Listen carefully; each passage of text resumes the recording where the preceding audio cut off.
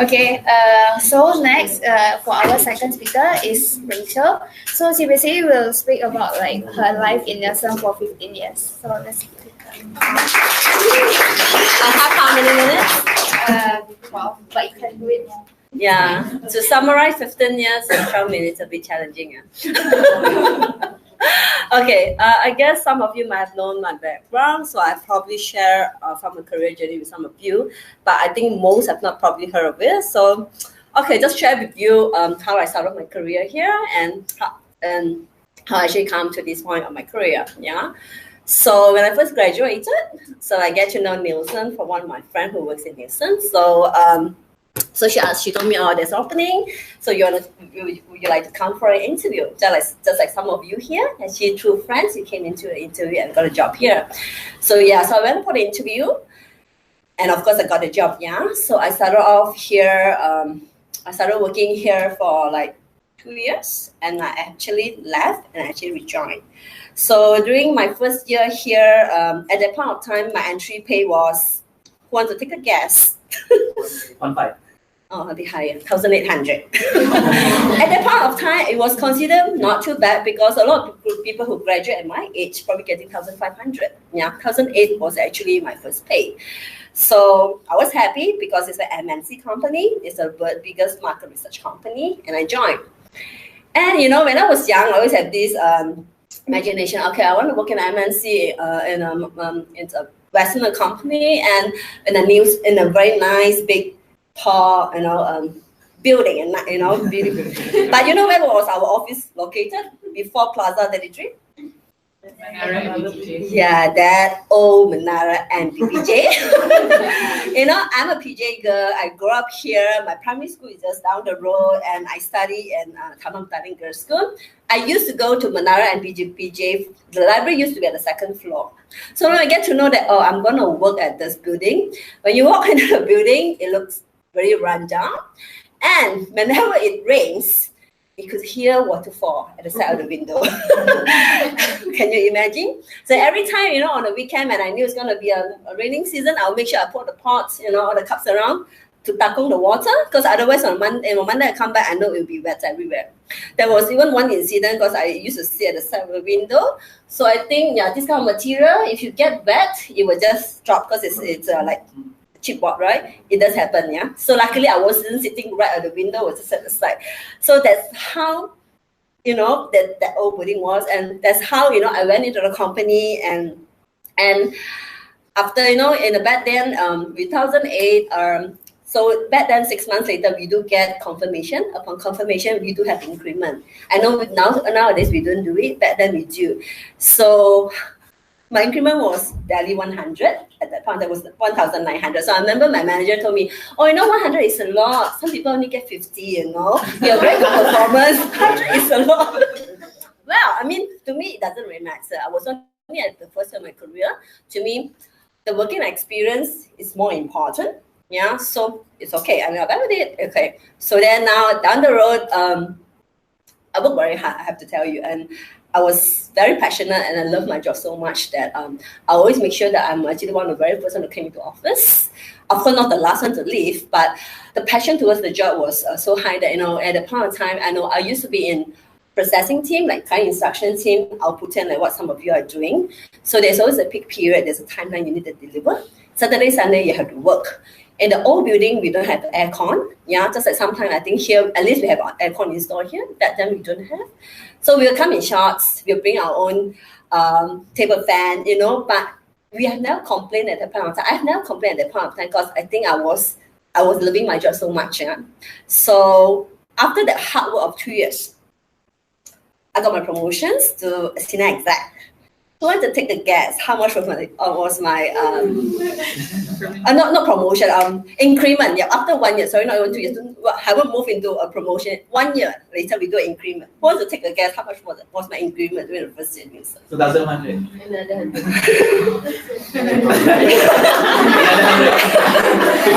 You would never ever guess it. It is still in the HR record if you look at it in the book. it was 2% of 1,900. How much was that? 38. 38. Can you imagine when I got my letter of increment, 1938? Actually, I didn't notice the 38 at all. I was like, actually, it's not even enough for me to pump the petrol, right? But then again, 1 year, and I said, okay, I cannot be leaving a job after a year, because it wouldn't look good in my CV. And I hang on to it, and I worked, I continue putting on at first, continue to work, and a year later, I got my promotions to a senior exec, of course. So within 2 years, I guess it's normal kind of, let's say you could consistently perform, within 2 years, you should be getting your promotion. Then after that, I get an opportunity out of Nielsen, so I left after 2 years. So I went to this company called Exact Software. So I think it still exists today. And that company was located at Tower B of KLCC, Twin Tower. Wow, it felt upgraded. From another NPG, I moved to them. I remember, and I think now they don't open to offices anymore. Petronas took it back. So in the old days, is that every morning you have to pass by, that machine, scan your bag and everything, or your lunch, you have to take it out. Then I think the office was probably located in 47th floor. So every morning you have to take, the sleeve, you see the bridge, and then you have to switch to an even and odd number kind of lift. So I went to that job. So my role was actually doing software tester, like quality analyst, you can actually call it, because we develop ERP software. It was a very boring job, I have to say, because basically what I need to do is that you have to find bugs in the software every day. How many bugs can you find? You have to trigger an RTE, runtime error, and you have to create a scenario, and you have to write the script. When I was in Nielsen, I thought like, the job was quite boring. Processing something can get very routine. I couldn't believe there was a job worse than that. So I was like, shit, it's not something that I want to do. It was a very difficult time for me at that point, that 1 year there, because firstly, I was applied with a bond, because I was sent to a Microsoft professional papers. So I have to actually type with a bond with them for a year. And I knew that, very morning when I go, the passion is not there anymore. That I don't look forward to be the first one in the office. When I went to the office, I'll be like, okay, what time is the lunch? Oh, what do I eat now? Do I go to this food court or do that food court, And then after, when I come back from lunch, I'll be looking, what time is 6 o'clock? Oh, what time can I go home? That indication told me that it is really not the job that I was looking for. The passion was not there, Of course, the pay was better, When I left from Nielsen to this company, they actually gave me quite a decent jump. But then I realized that I was probably just happy the first 3 months. I get more pay, but the passion for the job just isn't there, So I hang on for a year. You're right, because of the bond. So I guess the timing was just right. I was about to the contract ends after a year. I got a call from Nielsen, from my manager, to ask me, would you want to come back? There's a better opportunity. But at the point of time, my condition, I told him that this is what I want, and you have to give me a manager role. Imagine I left as a senior executive back then, but he was like, but you just left a year. I cannot give you a manager role. It's a bit difficult. But I said, it's okay, at least you give me the pay that I wanted, So there was some negotiation. So I came in as a senior exec, and a year later, I get promoted to a manager. That was at the age of 26. So I've been a manager for many years. Okay, you can just calculate. It's more than like 13, more than 10 years, that's for sure. So being a manager is not as easy. So I guess when I was a junior, it was all about yourself. It's all about about your own self, right? All the time, just your performance is about yourself. But the moment I become a manager, my scope, my horizon get wider. I have to think about my people. So it was a shift of your mindset as well, not about you, about your people already. So I think that at the point of time when I moved to become manager, it was not so challenging. It was okay because I was always leading people. Sometimes you have team leader. So you're always leading people in somehow or another. That manager comes as like a formal title, but of course, then you start doing appraisal for people. You then determine people's increment, things like that. So it was an extra responsibility. So then, how many times? Okay, then after that, of course, at that point of time, I was in processing team, so I had the opportunity to then move on to, and was I think somewhere in 2010, where I moved on to be the reference data lead for Singapore, Malaysia. So I think that was the same year that I got married. Yeah, so it was a different challenge going to reference data lead, because at that point of time, I had probably about 17, 18 coders sitting in Malaysia for Malaysia, and I have about 7 or 10 in Singapore. We used to have an operation office in Singapore doing coding, so I used to travel to Singapore. I had people reporting to me back then, yeah. So it was a very challenging role in the sense that people in reference data knows how challenging coding can be. All the times we get a quality escape. All the time we were working on quality action plan. When I first took on the role to be reference data Malaysia, the first thing I did was to do a major item master cleanup, because I do believe that if you clean up, it will be a pain. As it was one of the main projects together, it will be a pain. But then once you clean it up and you maintain, the quality will just get better.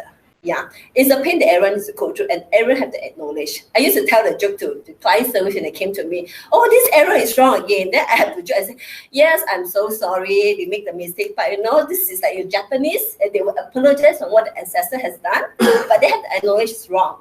Yeah, they can say, oh, my ancestor did it, I don't care, I'm not going to take any action. But you cannot, because when you're at that point of time, you are whole accountable and responsible for the quality, regardless who made the mistake, how long was the mistake done. It doesn't matter, because you own it. You have to be responsible. So slowly you start gaining the respect from people, from commercial, because they knew we were actually in the same directions. We are all looking for quality. We are all looking for improvement. And I'm a pretty strict kind of person when I deal with commercial, because in the old days, the previous reference data lead would be like, there's always a cutoff date we set up to client service. Oh, you cannot submit any more changes when I start processing my data. And they were, oh no, this is very critical. This is my BAT, this is my JT, and PMI whatsoever, right? Then, then after that, we actually overwork our people to regenerate the database and making the changes. But when I came into the role, I was very strict. I set a timeline. I always told people, if I set a timeline and you don't follow the rules, don't ask me to set the rules. I was very strict, and this to the point that people start respecting why we are doing this, and actually make life so much easier in coders. Yeah, things was in control, right? So I think sometimes we need to take this kind of bold and firm decision, and it was for the better of the team, right? So then move on. There has been about 10 years after I rejoined processing and reference data. Then I had the opportunity to move to data science. So that's actually my last role. So my last role was actually the GDDC Global Design and Delivery Center for CNET. CNET stands for Southeast Asia and also North Asia Pacific. So I have about 10 countries. I was managing 10 countries at one point, with all my hub and my people are sitting everywhere. Some of them were sitting here in the plaza. And I have about 12, 13 people sitting in Baroda. And I have people sitting in Indonesia, even in Korea. Yeah, so it was everywhere. So I remember at one point I was doing interview with people in Philippines and Vietnam. And it was a very good experience, because you start to learn a different culture of people. Getting even a call with Vietnamese is a challenge. We talk, I thought we understand, but the moment you see the email, oh no, this is not what we talk about. And they're always very loud. It's just their culture. Talking with Thai people is always very nice. They were like, oh sure, they're very friendly and happy. Everything get done. And again, it was a very good learning that you have to use a different approach, talking with different people with different background. Yeah, so then, of course, 4 years down the road, I had the opportunity when NOC was opened up. And, I was asked that, oh, would you want to take up this opportunity to become the performance leader here? At that point of time, I was probably at my peak of my career. I just got my promotion as a director. It was a decision that not many people will dare to make that move, in the sense that you're very comfortable, you're getting a continuous 5 rating for your 2 last consecutive year. There's no reason for you to move. I probably had the best manager at the point of time. Yeah, very nice. lady in India. But then I remember I came across an article that says that you make a move when you're at your best because you make decisions based on logical, based on what you like, and not based on emotion. That's very important. That's why I always tell people, do not make a decision to leave a company when you're very emotional because you're not, your mind is not clear. Yeah. So then, yes, that was a year ago, almost a year ago. Yeah. So I think in June 4th, next month will be my exactly 1 year in knock. Yeah. So I have 1 more minute. So that's how my journey of 15 years here in Nielsen. So a lot of challenges, of course, I faced along the way. But I think a lot of learning is that be very persistent, be very hardworking, and always build up your credibility, build up your network. I realized that all the network I have built and throughout my years here in Nielsen have helped me a lot as I move up in my career. You get help easily, not because you're at a certain level, because you have the trust, you have gained the respect of people. As a leader gain the respect because of you're being respected as a leader, not because you're the boss. Okay? So be respectful to people, it's equally important. Because I always tell people, do not treat a person like that if you do not want to be treated that way. Always remember that. And be kind to people. Be always kind to people. I am a true believer in karma. You treat people nice, a matter of time, you will get that return in somehow, somewhere or another. Yeah. Okay. So I guess that wrap up my 15 years here. Thank you.